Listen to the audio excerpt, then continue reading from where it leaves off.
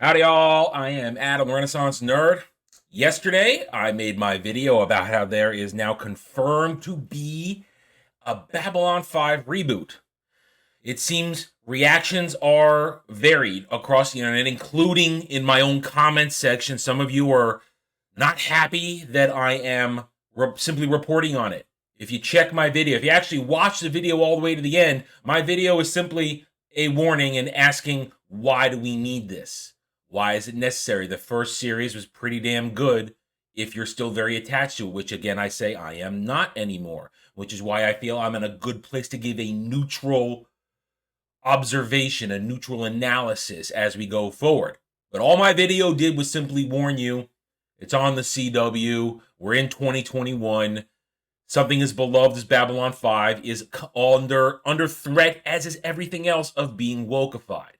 I also said I have no idea what J. Michael Straczynski has to say on any of this. Well, overnight, he posted quite a long, I would say, exposition on Twitter. So here we are. Bounding Into Comics has collected it for us. We're going to read it. We're going to read it, and I'm going to talk about how I feel from what he has to say. So let's read this now together and see what the creator of Babylon 5 has to say about the reboot that he is directly and intricately involved in. All right, let's go.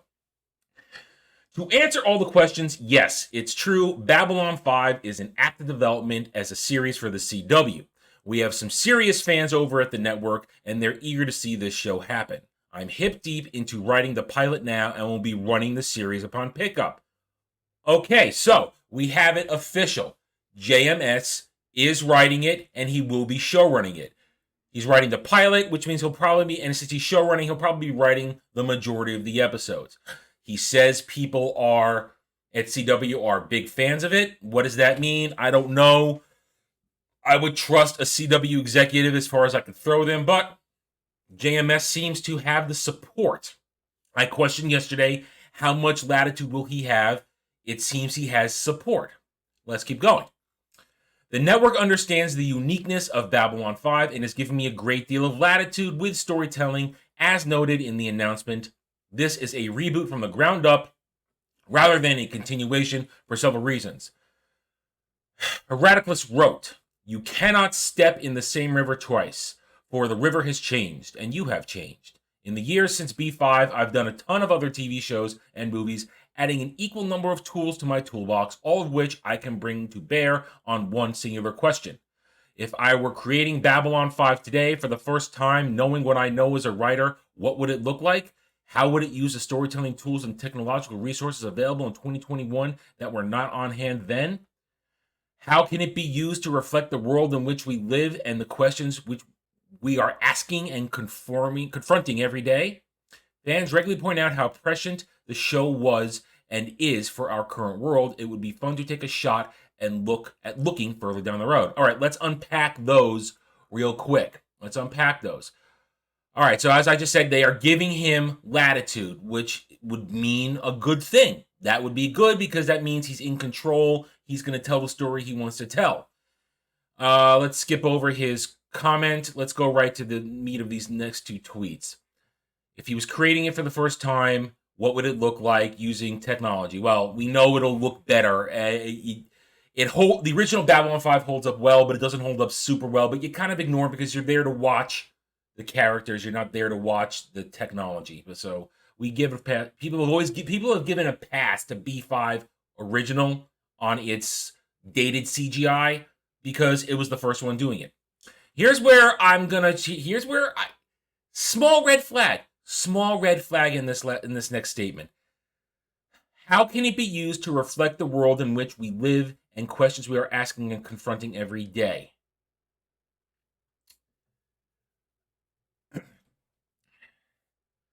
We don't want, at least I don't want, and I know many others, we don't want a show reflecting on the questions we're asking today, the real world stuff. We don't want that. We want an existence, a show, a story being told to us that is not our real world. So that's just a tiny red flag. If he's going to be bringing real world issues into a Babylon 5 remake, I don't want that. I wouldn't want that. Yes, they talk about how everybody always talks about how it was prescient. The original was prescient about its commentary on things. Well, so was Star Trek, The Next Generation. It was prescient on telling about things, but nobody asks for agenda. So we just question, will JMS slip agenda? Because I don't know how JMS feels about anything. I actually don't want to know. I never want to know how anybody feels about anything. I just want to be told a good escapist story. So small red flag right there. It makes me just wonder, are you going to try and tell me a BLM storyline wrapped up in Babylon 5 coverings? Are you? I just question it. I question it. We're asking questions. It's not wrong to ask questions, guys. It is not wrong to be wary. To simply blindly accept something is not how we should do anything. Always ask questions. Always wonder. All right, back to new stuff. So we will not be retelling the same story in the same way because that's what Herodicus said about the river. There would be no fun and no surprises. Better to go the way of Westworld or Battlestar Galactica, where you could take original elements that are evergreens and put them in a blender with a ton of new, challenging ideas to create something fresh yet familiar. To those asking why not just do a continuation for a network series like this, it can't be done because over half of our cast are still stubbornly on the other side of the rim. Yes, that is a reference to the fact that 90%, I would say like 90% of the original cast of B5 have passed on. Most recently, Mira Furlan. Yeah, so it's you can't do a continuation. You wouldn't want to do a continuation because the story the main story ended. There were a lot of spin-off possibilities, and they always screwed the pooch with the end of season 4 and then season 5 and that final episode of season 4. That's one of the things that always has irked me. And we know they didn't know they were going to get a season 5, but that whole let's watch the entire span of human history until they evolve to energy like the Vorlons. Let's watch to that. That always is like, then why do I want to watch anything else in this universe after that? I know where it all goes. That was always a sticking point for me, even when I was deeply invested in the show. So he says, why not make something new? Go the way of Westworld, Battlestar Galactica. I cannot speak to Westworld. I've never watched it, and after everybody has reported on the magnificent woke departure after season 1, why would I ever want to watch it? Battlestar Galactica, unpopular opinion incoming. Not a fan of the remake. Not a fan. Didn't like it at all. Some people will praise it and love it and say it's great. I frankly hated it. Hated every minute of it. All right, I liked the first pilot sort of, but then as it kept going, more and more, I hated it. Hated every minute of it. Did not like it. Not enjoyed it at all. But there's a difference between rebooting Battlestar Galactica and rebooting your own story, JMS. You wrote a complete story. You went all the way. You gave us your complete story. Battlestar Galactica, the original, had 1 season, and then the Battlestar Galactica 1980, which was also pretty bad. I love original BSG. I love original BSG. But that was an incomplete story. It never got its ending. So they had a lot of room to just kind of tell a whole new thing. You told your story, and you're going to redo it again. And you have every right to, because it is your story. If you have a new way to tell it, well, maybe you can tell it better, but it's going to be rough. Whatever you create will be living in the shadow of what you've already done, which has legions and legions of diehard fans.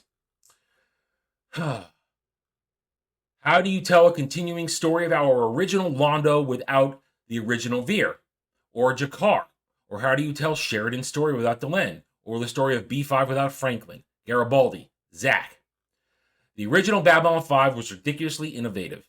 The first use of CGI to create ships and characters, and among the very first to shoot widescreen with a vigorous 5.1 mix. Most of all, for the first time, Babylon 5 introduced viewers accustomed to episodic television to the concept of a 5-year arc with a pre-planned beginning, middle, and end, creating a brand new paradigm for television storytelling that has subsequently become the norm. The tradition for innovation will continue with this new iteration, and I hope to create additional new forms of storytelling that will further push the television medium to the edge of what's possible. Let me conclude by just saying how supportive and enthusiastic everyone at the CW has been and is being with this project. They understand the unique position Babylon 5 occupies both in television and with its legions of fans, and are doing everything they can to ensure maximum in creative freedom, a new story that will bring in new viewers while honoring all that has come before. Onward. All right, there we go. That's it. Let's unpack this last little bit here. We'll skip this one right here because I already talked about that part.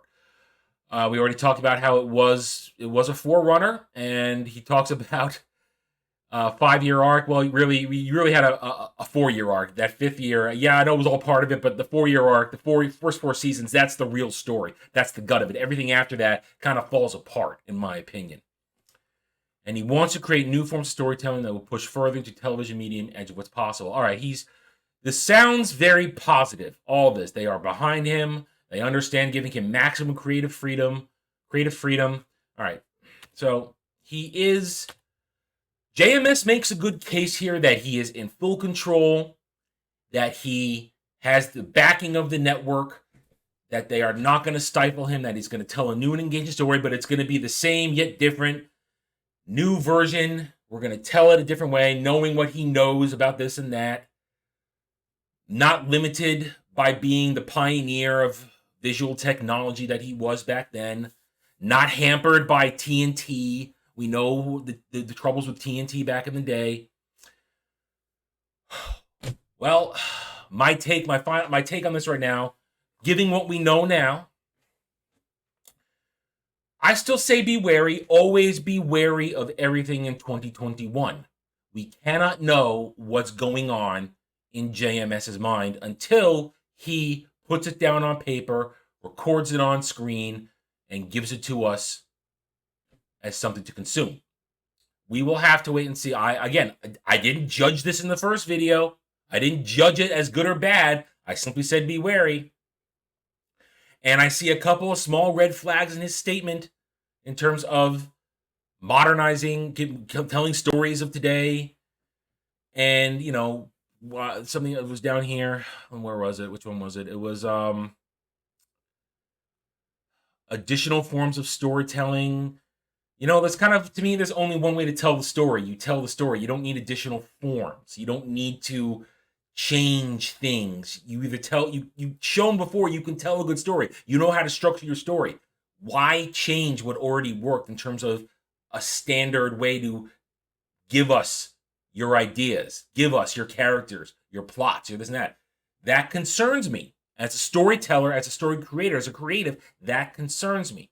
So these are small red flags, I know, but it's my job right now as being someone who is looking at all this stuff, as someone who wants to also produce and give to you fresh new stories, fresh new IPs.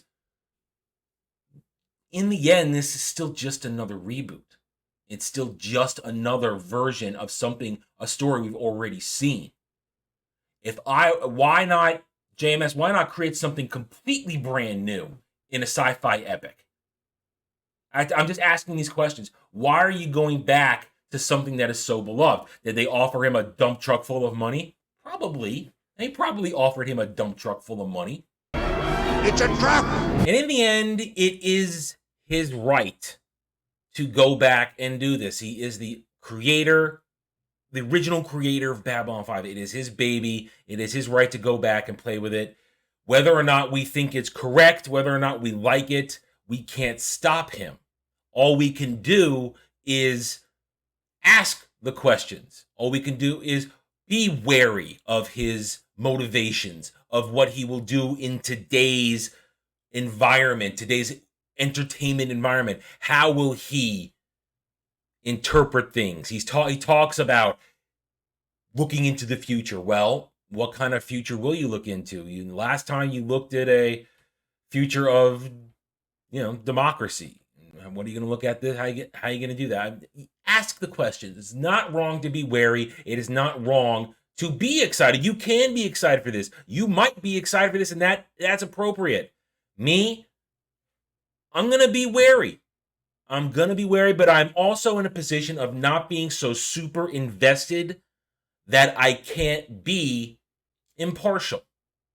I am not a diehard B5 fan anymore. I don't know if I ever really was, but I did like it a lot.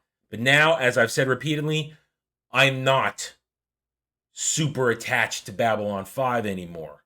Therefore, I feel I am in a good place to give you that analysis, to give you that even analysis. I will watch this when it comes out. I will do a weekly review of each episode as they come out, because I am interested to see where JMS will go, what he will do. Will he go woke? Will he talk?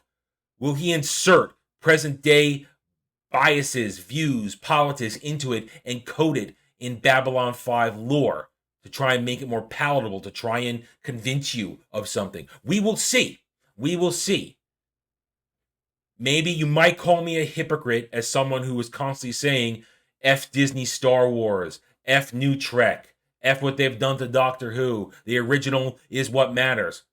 Well, in this case, the actual creator is involved with it. Star Wars, that's not the case. Star Trek, that's definitely not the case. Doctor Who, there is no original creators for Doctor Who anymore. It hasn't been for almost 60 years. This is a different situation. This is not something where I can honestly say that the original must be held on a pedestal because it was perfect. I can say that it should be placed on a pedestal in the sense that it was an excellently executed series and project, and it gave everybody what they needed. It gave the story. It gave the promise of escapism. This, we don't know yet, and I will render my verdict as I watch it. That's all I can say, aside from the fact that I am wary. I am not fully endorsing this. I am not fully bashing it, but I am saying I am going to wait and see. And if it turns out to be good, I will say it. If it turns out to be a woke disaster, I will say it's a woke disaster. Maybe some of you will help me if I've missed something to show me that it is a woke disaster. I'm not perfect. I don't know if I'm very good at reviewing television. It's one thing to review a movie. It's one thing to review some anime. Reviewing television, I don't know yet. I haven't quite done it. We're going to see. Probably I'll do other things along the way before I get to it. But we're going to see. And be wary, ask questions. Do not walk blindly just because JMS is involved. Don't be a blind fanboy. That's simple. All right, I'm done. Thank you for watching this video. If you enjoyed it, then a like would be appreciated. If you're new here, I invite you to subscribe to my YouTube channel. Follow me on Odyssey. I'm here to give you my straightforward, unvarnished takes. Not here to be your best friend. I'm not here to say the popular opinion. I'm here to be honest and straightforward to earn your trust and support in a fight to return escapism to entertainment. Hit the notification button. I try to make a couple videos every day. Share my video if you like my gospel, and comment away. Real comments are great. We can all have different opinions and still find common ground if we're normal.